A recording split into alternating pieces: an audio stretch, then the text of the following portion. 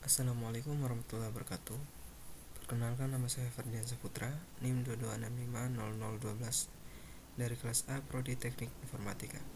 Pada video kali ini saya akan membuat tugas dari mata kuliah keamanan komputer, yaitu mereview materi mengenai komputer security.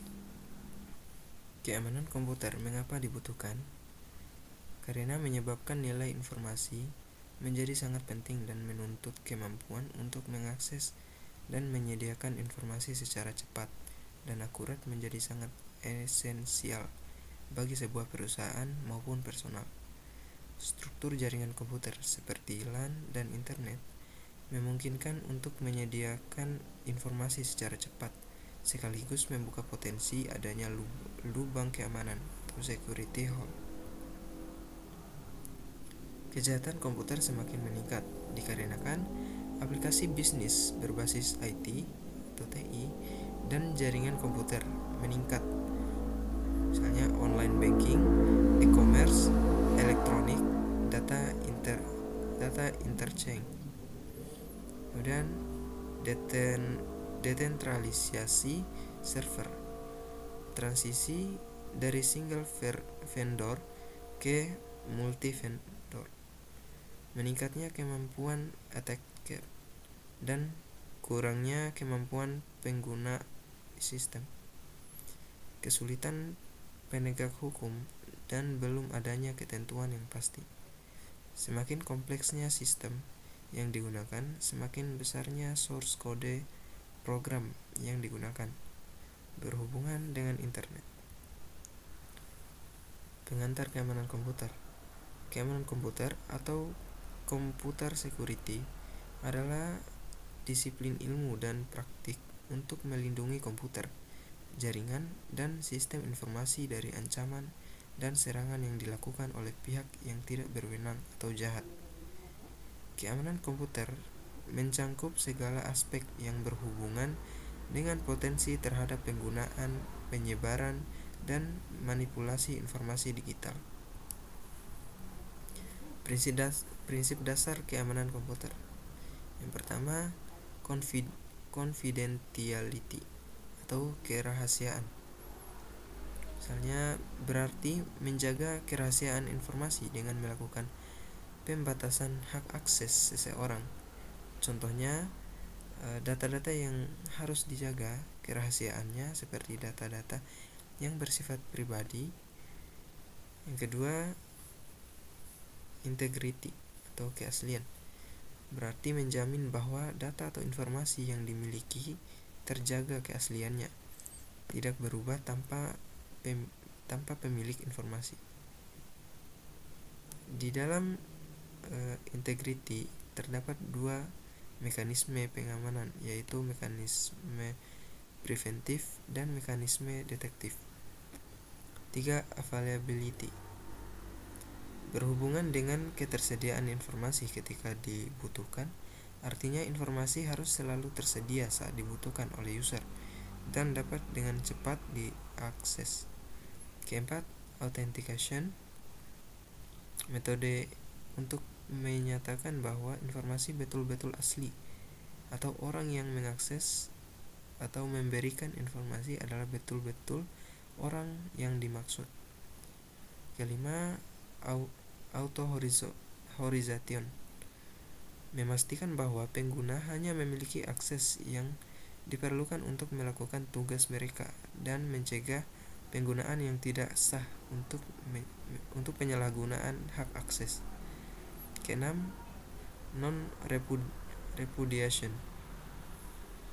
Non-repudiation atau tidak dapat dibantah merujuk pada konsep dalam keamanan komputer di mana pengirim sebuah pesan atau transaksi tidak dapat menambah bahwa ia telah mengirim atau melakukan transaksi tersebut.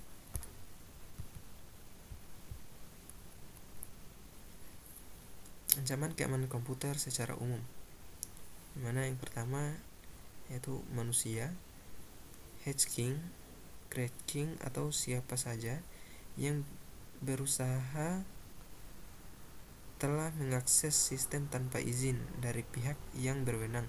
Tujuannya bisa untuk melakukan pencurian data atau informasi atau perusakan. Yang kedua, hardware failure. Tidak stabilnya suplai listrik dalam jangka waktu panjang sehingga mengakibatkan kerusakan pada perangkat. Yang ketiga, software failure. Adanya kesalahan pada sistem operasi, adanya kesalahan saat mengupdate program, uji coba program yang tidak memadai sehingga menyisakan error pada perangkat lunak. Yang keempat, alam. Merupakan ancaman yang tidak bisa dicegah seperti banjir, gempa bumi, kebakaran, dan sebagainya. Ancaman keamanan komputer. Yang pertama, keamanan yang bersifat fisik. Yang kedua, keamanan yang berhubungan dengan orang atau personil. Yang ketiga, keamanan dari data dan media serta teknik komunikasi. Yang keempat, keamanan dalam operasi. Security attack model. Yang pertama, interruption. Perangkat sistem menjadi rusak atau tidak tersedia. Yang kedua, interruption. Pihak yang tidak berwenang berhasil mengakses aset atau informasi. Yang ketiga, modification. Pihak yang tidak berwenang tidak saja berhasil mengakses, akan tetapi dapat juga mengubah aset. Yang keempat, fabrication. Pihak yang tidak berwenang dapat membuat hardware dan software palsu untuk mengontrol sistem. Nah, kemudian ini merupakan ilustrasi dari serangan keamanan komputer. Kemudian ini merupakan ilustrasi penggunaan firewall untuk keamanan komputer.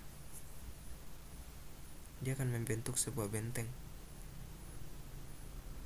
dan benteng ini disebut firewall atau keamanan.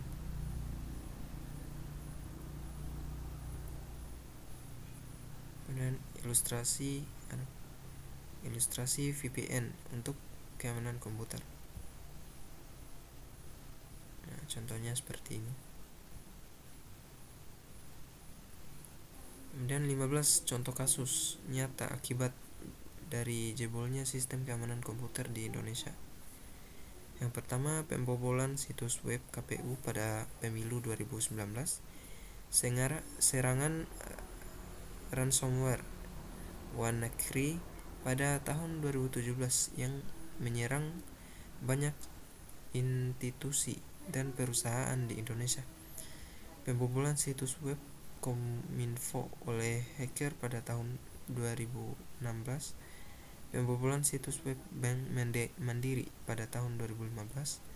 Serangan DDoS pada situs web BCA pada tahun 2014. Pembobolan database warga negara Indonesia di Malaysia pada tahun 2013, dan seterusnya. Ini merupakan contoh kasus nyata dari jebolnya sistem keamanan komputer. 7 prinsip keamanan komputer. Yang pertama, menetapkan kebijakan keamanan yang baik sebagai dasar untuk desain sistem. Yang kedua, perlakukan keamanan sebagai bagian integral dari keseluruhan sistem. Yang ketiga, perjelas batas keamanan fisik dan logik yang diatur oleh dokumen kebijakan keamanan. Keempat, pastikan pengembang dilatih tentang cara mengembangkan keamanan perangkat lunak. Kelima, kurangi risiko ke tingkat yang dapat diterima. 6. Asumsikan bahwa sistem eksternal tidak aman. Ketujuh, identifikasi potensi pertukaran antara pengurakan risiko dengan peningkatan atau penurunan biaya dalam aspek lain, efektivitas operasional. Oke, mungkin itu saja video kali ini. Lebih dan kurangnya saya mohon maaf. Wabillahi taufiq wal hidayah. Assalamualaikum warahmatullahi wabarakatuh.